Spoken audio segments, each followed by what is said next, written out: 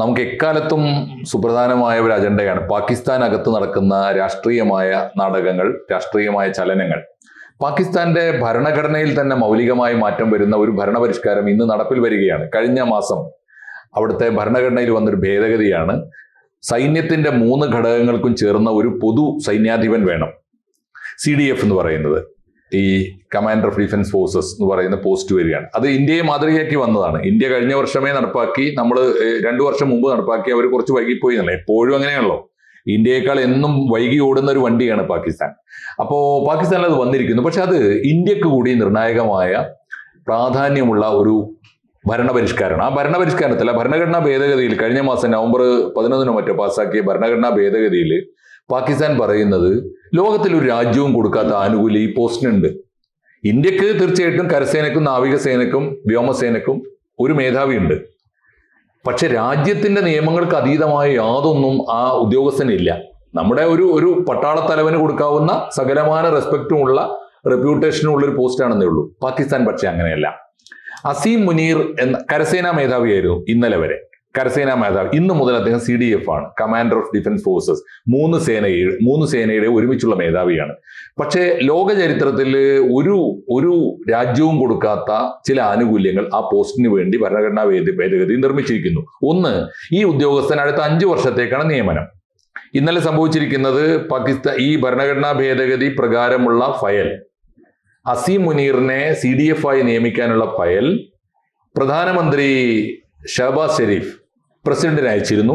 പ്രസിഡന്റിന്റെ പരിഗണനയിലായിരുന്നു. ഇന്നലെ അത് ഒപ്പുവെച്ചു. ഇന്ന് ലോകമാധ്യമങ്ങൾ അത് വാർത്തയുണ്ട്. പ്രസിഡന്റ് ആസിഫ് അലി സർദാരി അത് ഒപ്പുവെച്ചു. ഇതോടുകൂടി സംഭവിക്കുന്നത് അടുത്ത 5 വർഷത്തേക്ക് അസീം മുനീർ പാകിസ്ഥാനിലെ 3 പട്ടാള വകുപ്പുകളുടെയും മേധാവിയാകുന്നു എന്ന് മാത്രമല്ല, ഈ ഉദ്യോഗസ്ഥനെ അടുത്ത 5 വർഷത്തേക്ക് രാജ്യത്തിന്റെ ഒരു നിയമപ്രകാരവും ചോദ്യം ചെയ്യാൻ പാടില്ല. നിയമത്തിന് അതീതനായ ഒരു വ്യക്തിയെ, ഒരു പട്ടാള തലവനെ ഇവർ സൃഷ്ടിക്കുകയാണ്. ഇത് സംഭവിക്കാനിടയുള്ള രണ്ടാമത്തെ പ്രധാനപ്പെട്ട ഒരു വിപത്ത്, പാകിസ്ഥാന്റെ ചരിത്രത്തിലെ ഏറ്റവും ദുർബലമായ സർക്കാരാണ് ഇപ്പോൾ അധികാരത്തിലിരിക്കുന്നത്. അതെല്ലാവരും വിലയിരുത്തി കഴിഞ്ഞതാണ്, നമ്മളത് കണ്ടതാണ്. അതുകൊണ്ടാണ് പാകിസ്ഥാനിൽ ഇപ്പോൾ പാകിസ്ഥാൻ മാത്രം ഇല്ലാത്തത്. അവിടെ ബലൂചിസ്ഥാൻ ഉണ്ട്, അവിടെ കാശ്മീരിസ്ഥാൻ ഉണ്ട്, സിന്ധിസ്ഥാൻ ഉണ്ട്, പഞ്ചാബിസ്ഥാൻ ഉണ്ട്, അവിടെ പഷ്തൂണിസ്ഥാൻ ഉണ്ട്, എല്ലാം ഉണ്ട്. പാകിസ്ഥാൻ മാത്രമില്ല. ആഭ്യന്തരമായ വലിയ കലാപങ്ങൾ നടന്നുകൊണ്ടിരിക്കുകയാണ് ഒരു ഭാഗത്ത്. 2, ഇന്ത്യക്ക് എതിരായി പാകിസ്ഥാൻ പട്ടാളത്തെ ശക്തിപ്പെടുത്തി ഇന്ത്യയോട് യുദ്ധം ചെയ്യുന്നത് മാന്യമായ രീതിയാണ്. അതിന് പകരം പാകിസ്ഥാന്റെ അതിർത്തി പ്രദേശങ്ങളിൽ ഇന്ത്യക്കെതിരായി പൊരുതാൻ വേണ്ടി മാത്രം കൊടിയ തീവ്രവാദ പ്രസ്ഥാനങ്ങളെ വളർത്തിയെടുക്കുക, അവരെ പോറ്റി വളർത്തുക. എന്ന് വെച്ചാൽ രാജ്യത്തിന്റെ പട്ടാളത്തെ പോലും വെല്ലുന്ന മട്ടിൽ തീവ്രവാദ പ്രസ്ഥാനങ്ങളെ വളർത്തുന്ന ഒരു രാജ്യമായി പാകിസ്ഥാൻ മാറിയിരിക്കുന്നു. അതാണ് രണ്ടാമത്തെ പ്രത്യേകത. അത് ഇന്ത്യയുടെ വലിയ വിപത്താണെന്ന് ഇന്ത്യ കണ്ടറിയുകയും ഓപ്പറേഷൻ സിന്ദൂറിലൂടെ വലിയ തിരിച്ചടി കൊടുക്കുകയും ചെയ്തിരിക്കുന്നു. അതാണ് രണ്ടാമത്തെ കാര്യം. മൂന്നാമത്തെ കാര്യം, അസീം മുനീറാണ് ഇപ്പൊ രാജ്യത്തിന്റെ പാകിസ്ഥാൻ ഭരണകൂടം വിദേശ രാജ്യങ്ങളിൽ പോയി ചർച്ച നടത്തുന്നതിനേക്കാൾ വിദേശയാത്രകൾ നടത്തുന്നത് അസീം മുനീർ എന്ന പട്ടാള മേധാവിയാണ്. ഏറ്റവും ഒടുവിൽ വൈറ്റ് ഹൗസിൽ അത്താഴം ഉണ്ണാൻ പോയിട്ടുണ്ട് അദ്ദേഹം. അസീം മുനീറിനെ ചരിത്രത്തിൽ 2 തവണ പോയി. ഈ അസീം മുനീർ എന്ന പട്ടാള മേധാവിക്ക് ചരിത്രത്തിൽ ഇല്ലാത്ത അധികാരങ്ങൾ ഒരു രാജ്യം വകവെച്ചു കൊടുക്കുമ്പോൾ, നിരവധി തവണ പട്ടാള അട്ടിമറി നടന്ന ജനാധിപത്യ ഭരണകൂടങ്ങളെ അട്ടിമറിച്ച ചരിത്രമുള്ള ഒരു രാജ്യം, ഇന്ത്യക്ക് എപ്പോഴും നമ്മൾ കണ്ണിൽ എണ്ണയൊഴിച്ച് ജാഗ്രതയോടെ കാത്തിരിക്കുന്ന ഒരു ശത്രു രാജ്യം എന്ന നിലയിൽ അസീം മുനീറിന്റെ ഈ വരവ്, ഇന്നു മുതൽ അദ്ദേഹം അധികാരമേൽക്കുമ്പോൾ അത് ഇന്ത്യയെ എങ്ങനെ ബാധിക്കും എന്നതാണ് പ്രാഥമികമായി നമ്മുടെ ചർച്ച. തീർച്ചയായും അത് പാകിസ്ഥാൻ എന്ന ജനാധിപത്യ രാജ്യത്തിന്റെ ഭാവിയെ ഒരിക്കൽ കൂടി സങ്കീർണമായ പ്രതിസന്ധികളിലേക്ക് നയിക്കും എന്ന രണ്ടാമത്തെ കാര്യം കൂടി. ഇത് രണ്ടും ചേർത്താണ് നമ്മൾ ചർച്ച ചെയ്യുന്നത്. പിയേഴ്സൺ സാർ ആദ്യമായി എങ്ങനെ നിരീക്ഷിക്കുന്നു? എനിക്കിതിനകത്ത് അഹമ്മദ് മാഷ് പറഞ്ഞ ഒരു കാര്യത്തിനോട് വേറൊരു കാര്യം കൂടി ചേർത്ത് വെക്കാൻ. ഈ ഭരണഘടനാ ഭേദഗതിയുടെ ഭാഗമായിട്ട് കഴിഞ്ഞ ദിവസമാണ് അവിടുത്തെ സുപ്രീം കോടതിയുടെ എല്ലാവിധമായിട്ടുള്ള അവകാശങ്ങളും തന്നെ റദ്ദ് ചെയ്യുന്ന തരത്തിലേക്ക് കാര്യങ്ങൾ. സുപ്രീം കോടതി ഇല്ലാത്ത അവസ്ഥയായി. സുപ്രീം കോടതിയും യഥാർത്ഥത്തിൽ കോടതിയുമില്ല എന്ന് വെച്ചാൽ സാറ് പറഞ്ഞതുപോലെ അസീം മുനീർ മാത്രം എന്ന നിലയിലേക്ക് കാര്യങ്ങൾ പോവുകയാണ് ചെയ്യുന്നത്. എന്ന് വെച്ചാൽ ഏകാധിപതികൾ ചരിത്രത്തിൽ പലപ്പോഴും നിർമ്മിക്കപ്പെട്ടിട്ടുണ്ട്.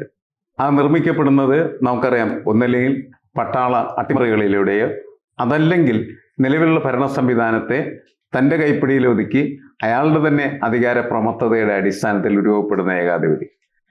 ഈ രണ്ട് രീതികളിൽ നിന്ന് വ്യത്യസ്തമായിട്ടുള്ള ഒരു രീതി പാകിസ്ഥാൻ ഇപ്പോൾ നിർമ്മിച്ചെടുക്കുകയാണ് ചെയ്തത്. സർവ്വവിധമായിട്ടുള്ള നിയമങ്ങളും ഒരു ജനാധിപത്യ രാഷ്ട്ര സംവിധാനത്തിനകത്തുള്ള നിയമങ്ങളെ മുഴുവനും എങ്ങനെ ഒരു ഏകാധിപതി നിർമ്മിക്കുന്നതിന് വേണ്ടിയിട്ട് പാകപ്പെടുത്താം, അങ്ങനെ പാകപ്പെടുത്തി രൂപപ്പെടുത്തി വരുന്ന ഒരു ഏകാധിപതിയാണ് അസീം മുനീർ എന്നാണ് നമ്മൾ മനസ്സിലാക്കേണ്ടത്. അപ്പോൾ നമ്മൾ കരുതും അയാളുടേതായിട്ടുള്ള രീതികളിലോ അയാളുടെ താല്പര്യങ്ങൾക്കനുസരിച്ചോ വളരുന്നൊരു ഭരണാധികാരിയാണ്. അല്ല, ഇയാളെ ആരാണ് വളർത്തുന്നത്? നേരത്തെ നിങ്ങൾ പറഞ്ഞു 2 വട്ടം വൈറ്റ് ഹൗസിൽ അത്താഴം ഉണ്ണാൻ പോയി എന്ന് പറഞ്ഞു. എന്നുവെച്ചാൽ അമേരിക്കയുടെ ഒരു പാവയാണ് അസീം മുനീർ. അമേരിക്ക എന്താണോ ആഗ്രഹിക്കുന്നത് അതിനനുസരിച്ച് പ്രവർത്തിക്കുന്ന ഒരു പട്ടാള മേധാവി, ഏകാധിപതി. പാകിസ്ഥാൻ എന്ന് പറയുന്ന രാഷ്ട്രം മുഴുവനും അദ്ദേഹത്തിൻ്റെ കൈകളിൽ അമരുന്ന ഒരു അന്തരീക്ഷം ഉണ്ടാകുകയാണ്. ഇത് ഇന്ത്യയെ സംബന്ധിച്ചിടത്തോളം ഗുരുതരമായിട്ടുള്ള ഒരു പ്രതിസന്ധി സൃഷ്ടിക്കുന്നതാണ്. കാരണം ഏത് സമയത്താണോ അമേരിക്കയ്ക്ക് ഈ ഇന്ത്യയെ ഉപദ്രവിക്കേണ്ടി വരുന്നത്, ആ സമയത്ത് ഉപദ്രവിക്കാനായിട്ടുള്ള ഒരു ഉപകരണമാണ് ഇപ്പോൾ അസീം മുനീർ എന്നാണ് നമ്മൾ മനസ്സിലാക്കേണ്ടത്.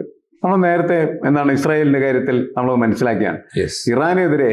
ഇറാൻ അമേരിക്ക പറഞ്ഞത് കേൾക്കാതിരുന്ന സമയത്ത് അണവായുധവും അതേപോലെ നിർമ്മിതിയുമൊക്കെ വേണ്ടി ബന്ധപ്പെട്ട കരാറിൽ ഒപ്പിടാൻ ഇറാൻ കാണിച്ച ഒരു വിമുഖത, ആ സമയത്ത് ഇസ്രായേലിനോട് പറഞ്ഞ് അവൻ്റെ പെടലേക്ക് അടിക്കാൻ പറഞ്ഞ് അങ്ങനെ അടിച്ചൊരു സ്ഥിതി. ഇതേപോലെ ഒരു ഉപകരണമാക്കി ഈ അസീം മുനീറിനെ മാറ്റിയാൽ അത് നമുക്ക് വളരെയധികം ബുദ്ധിമുട്ടുണ്ടാക്കും. പക്ഷെ നമ്മൾ അതിനനുസരിച്ചുള്ള നീക്കങ്ങളൊക്കെ നടത്തി കഴിഞ്ഞു. ഇന്ന് പുടിൻ ഇവിടെ എത്തുന്നു, അറിയാം സാറിന്. അദ്ദേഹം ഇവിടെ എത്തുന്ന സമയത്ത് നമ്മളുണ്ടാക്കുന്ന കരാറിൻ്റെ ഒരു പ്രധാന സവിശേഷത എന്ന് പറഞ്ഞാൽ റഷ്യൻ പട്ടാളത്തിന് ഇന്ത്യയിൽ വരാനും ഇന്ത്യക്ക് വേണ്ടി പ്രവർത്തിക്കാനുമായിട്ടുള്ള ഒരു താവളം ഒരുക്കുന്ന ഒരു പ്രൊവിഷൻ അതിനകത്തുണ്ട്. അതോടൊപ്പം തന്നെ ഇന്ത്യൻ പട്ടാളം റഷ്യയിലേക്ക് പോകുന്നതായിട്ടുള്ള പ്രൊവിഷൻ, പരസ്പരം നമ്മൾ ഈ പട്ടാളക്കാരെ അങ്ങോട്ടും ഇങ്ങോട്ടും എക്സ്ചേഞ്ച് ആദ്യത്തെ ഒരു കരാറാണത്. ഇതൊക്കെ എനിക്ക് തോന്നുന്നത് ഈ പാകിസ്ഥാനും അതേപോലെ തന്നെ അമേരിക്കയും കൂടി നമുക്ക് അരികിൽ സൃഷ്ടിക്കുന്നതായിട്ടുള്ള പ്രതിരോധം, അതേപോലെ തന്നെ നമുക്കെതിരെ ഉണ്ടാക്കുന്ന ഉപദ്രവങ്ങൾക്കൊക്കെ തടയിടാൻ വേണ്ടി നമ്മൾ നടത്തുന്നതായിട്ടുള്ള നീക്കങ്ങളാണ്. അഫ്ഗാനിസ്ഥാൻ നമുക്ക് യാതൊരു താല്പര്യമില്ലാത്ത ഒരു സംവിധാനമാണ്, രാജ്യമാണ്, അംഗീകരിക്കാത്ത രാജ്യമാണ്. പക്ഷേ നമുക്ക് അവരെ ഇതേപോലെ പാകിസ്ഥാനെതിരെ ഉപകരണമായിട്ട് ഉപയോഗിക്കേണ്ടി വന്നു എന്നുള്ളതാണ്. എല്ലാം കാരണം പാകിസ്ഥാൻ തന്നെ. കാരണം പാകിസ്ഥാൻ ബംഗ്ലാദേശ്, നമ്മളാണ് ആ ബംഗ്ലാദേശ് എന്ന് പറയുന്ന രാഷ്ട്രത്തെ നിർമ്മിച്ചെടുത്തത്. ആ ബംഗ്ലാദേശിനെ പോലും ഇന്ത്യക്കെതിരെ തിരിക്കാനും അവിടെ കയറി പ്രശ്നങ്ങൾ ഉണ്ടാക്കാനും ഒക്കെ പാകിസ്ഥാൻ നടത്തിയ സമീപനങ്ങൾ, പാകിസ്ഥാൻ, ബംഗ്ലാദേശ്, തുർക്കി, ഇതൊക്കെ ഇന്ത്യക്കെതിരെ പതുക്കെ ഇങ്ങനെ വളഞ്ഞു വരാനായിട്ട് ശ്രമിച്ചുകൊണ്ടിരിക്കുന്ന സമയത്ത് വളരെ ശ്രദ്ധയോടുകൂടിയാണ് ഈ അസീം മുനീർ എന്ന് പറയുന്ന ഈ പട്ടാള മേധാവി സ്വേച്ഛാധിപതിയായി അമേരിക്കയുടെ പാവയായി പ്രവർത്തിക്കുന്ന കാര്യത്തെ നമുക്ക് കാണാൻ കഴിയും. ശ്രീ പന്തളം രാജേന്ദ്രൻ സാർ എങ്ങനെ കാണുന്നു? ഈ പാകിസ്ഥാനിൽ കൂദത്ത എന്ന് പറയുന്ന പട്ടാള അട്ടിമറി എന്ന് പറയുന്ന പുതിയ കാര്യമൊന്നുമല്ല, പലതവണ നമ്മൾ കണ്ടതാണ്.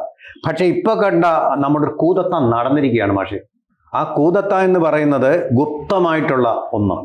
അതായത് അവരിപ്പോൾ പ്രോക്സി വാർ, ഗുപ്തമായ ഒരു യുദ്ധമാണല്ലോ നമ്മുടെ അതിർത്തിയിൽ നടത്തിക്കൊണ്ടിരിക്കുന്നത്. സമാനമായ ഗുപ്തമായിട്ടുള്ള ഒരു കൂദത്തയാണ് നടന്നിരിക്കുന്നത്. ഇതിനെ നമ്മളെ അത്ഭുതപ്പെടുത്തുന്ന ഒരു കാര്യമെന്ന് പറഞ്ഞാൽ, സാധാരണഗതിയിൽ അവിടെ ഒരു പട്ടാള മേധാവി താൻ നയിച്ച യുദ്ധത്തിൽ തോറ്റു കഴിഞ്ഞാൽ അവിടെ അധികാരത്തിലേക്ക് വരാറില്ല. ജയിച്ചവരാണ് അധികാരത്തിൽ വന്നിട്ടുള്ളത്, അല്ലെ? Subject to correction, Parvez Musharraf ആയാലും ശരി, സിയാവുൾ ആയാലും ശരി, അല്ലെ? അവർ കരസേനാ മേധാവിമാരുമായിരുന്നു, അല്ലെ?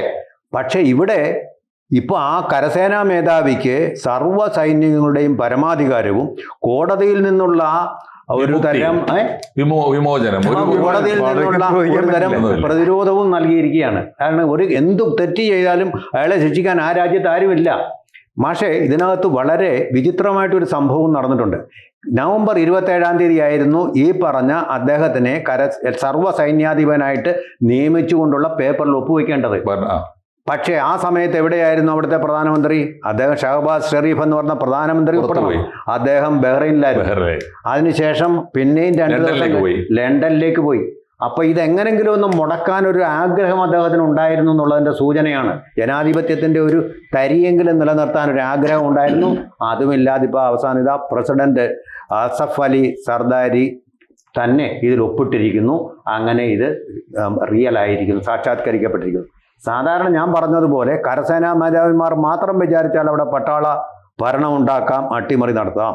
അതുപോലെ തന്നെ ജനാധിപത്യ ഭരണാധികാരികളെ കൊന്നുകൊണ്ട് തൂക്കിലേറ്റിക്കൊണ്ടല്ലേ സുൽഫിക്കർ അലി ഭൂട്ടോയെ തൂക്കിലേറ്റിക്കൊണ്ടല്ലേ അധികാരത്തിൽ വന്നത് എന്ന് പറയുന്ന പോലെ ഇപ്പൊ സർവ്വസൈന്യാധിപനും കോടതിയിൽ നിന്നും പറഞ്ഞ ഇമ്മ്യൂണിറ്റി കിട്ടിയ ആളുമായിട്ടുള്ള ആളുടെ അധികാരത്തിലിരിക്കുമ്പോൾ എന്തു സംഭവിച്ചുകൂടാ? മാഷ് പറഞ്ഞതുപോലെ തന്നെ സുപ്രീം കോടതിയിലെ ജഡ്ജിമാരെ ഒന്നല്ല കൂട്ടമായിട്ട് രാജിവെച്ചു.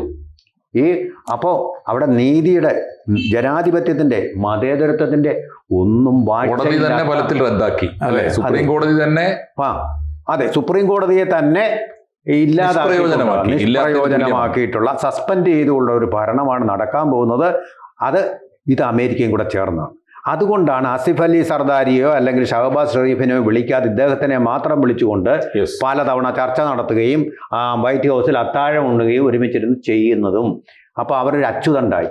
അവിടെ ഇവരെ രണ്ടിനെയും പറഞ്ഞാൽ രണ്ടുപേർ, ആസിഫ് അലി സർദാരിയെ അതുപോലെ ഷഹബാസ് ഷെറീഫിനെയും മറികടന്നുകൊണ്ട് ഈ അസീം മുനീറിലേക്കാണ് അവിടെ തീർച്ചയായിട്ടും നമ്മുടെ അതിർത്തിക്കപ്പുറത്ത് പാകിസ്ഥാനിൽ നടക്കുന്ന ഒരു ചെറിയ ചലനം പോലും ഇന്ത്യയുടെ ഉറക്കം കെടുത്തും എന്നിരിക്കെ വളരെ വലിയൊരു ചലനമാണ് പാകിസ്ഥാനിൽ ഇപ്പോൾ വന്നിരിക്കുന്നത്. അവിടുത്തെ ഭരണഘടനയെ അട്ടിമറിക്കുന്ന വലിയ ഇമ്മ്യൂണിറ്റി ഉള്ള ഒരു കമാൻഡർ, പട്ടാളത്തലവൻ വന്നിരിക്കുന്നു.